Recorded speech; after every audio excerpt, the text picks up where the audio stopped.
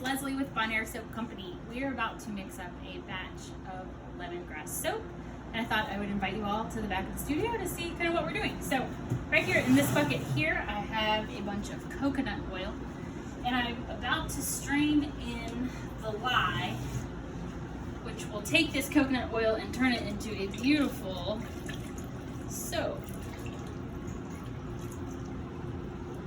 Got my gloves on. Lye is something that you'll have to be really careful with.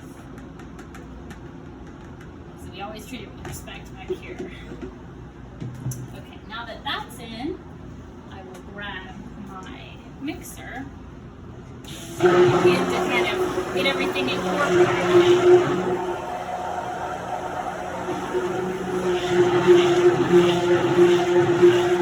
Just mixing from the bottom, the middle, and the top. It smells so good.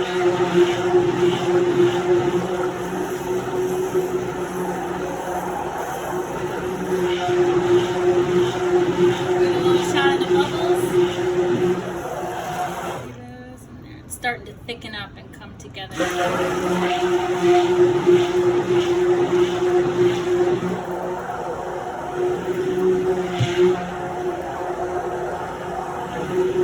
Alright, now I'm about to section it into thirds because we like to make swirly, colorful soap around here. So what I do is I take this big bucket and I just pour some off into here. And then a little bit over here.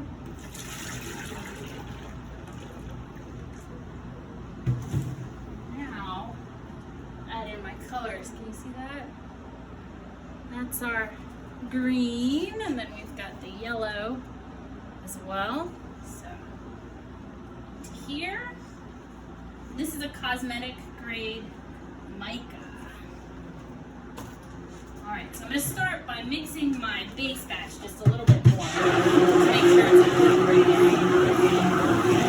We've already got our lemongrass essential oil in here.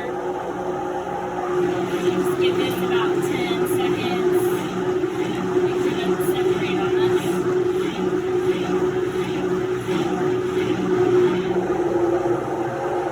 Alright, now we'll move on over to the gold over here. How shimmery that is.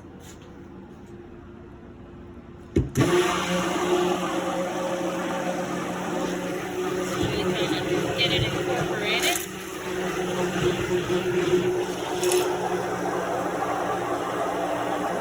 This blender is a workhorse. Couldn't do this without a stick blender.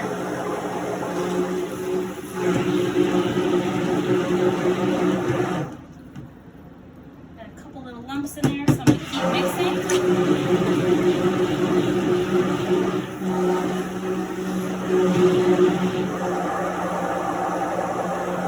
About to jump on over to that emerald green.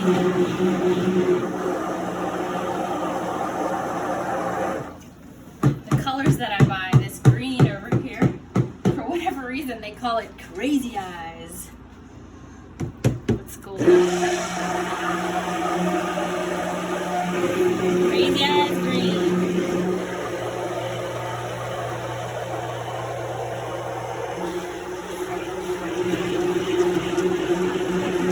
Smells so fresh and good.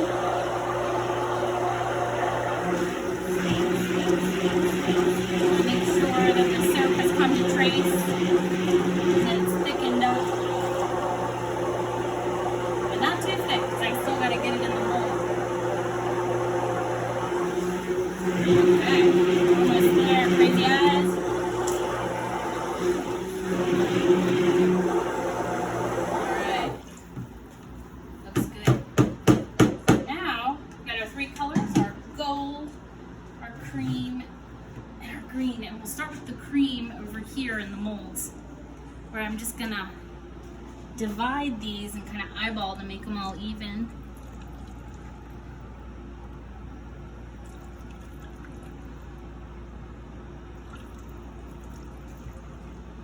These molds always get a little bit of a patina on the edges of the wood, but they're lined with this silicone liner that makes the soap pop out And the silicone liners are real easy for us to keep nice and clean. Tricks of the trade here.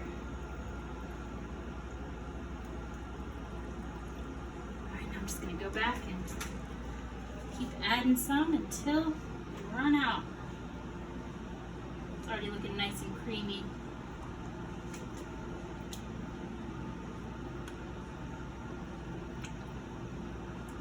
It smells so good when I go home.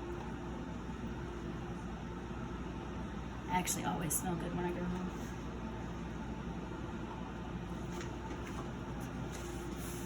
Alright, and the last little bit. Now we're coming for the colors. Let's get old crazy eyes over here. And then I just kind of start to pour it on down the lip. Letting those swirls come together as they will.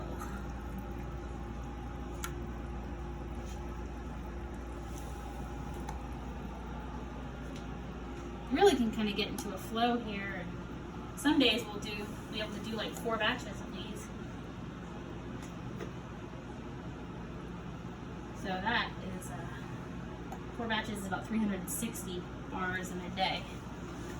Then come back and make it even. Should have been probably a little more generous, but I was talking so much. Okay. I'm going to save just a little bit in there so that we can make some pretty swirls on top. Let's go back and get that gold. I call this gold King Tut gold.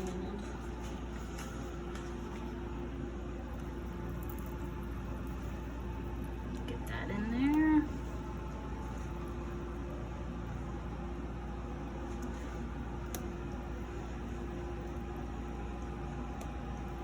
This is why every bar looks a little different. Once it hardens up, we'll just cut it into the little pieces, and everything's just laid slightly differently inside every bar. No two are the same.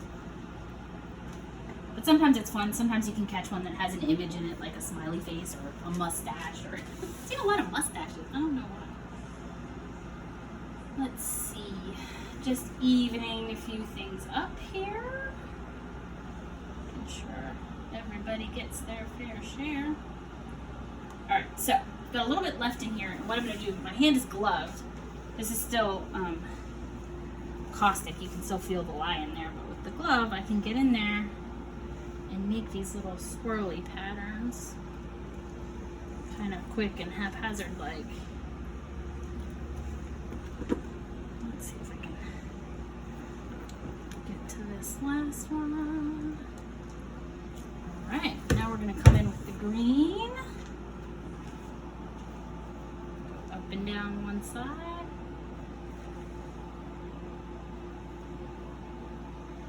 This is my favorite part.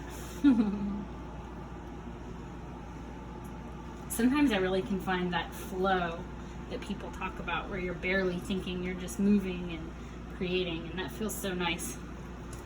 I think in general, those are looking good. Now I've just got to grab a spoon and I'm going to come back and create the swirls on the top.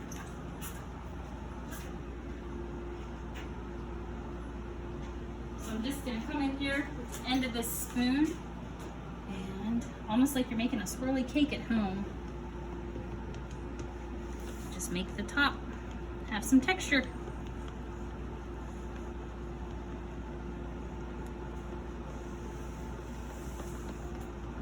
And if you see something you don't like, you can come in and fix it a little bit. I do that sometimes.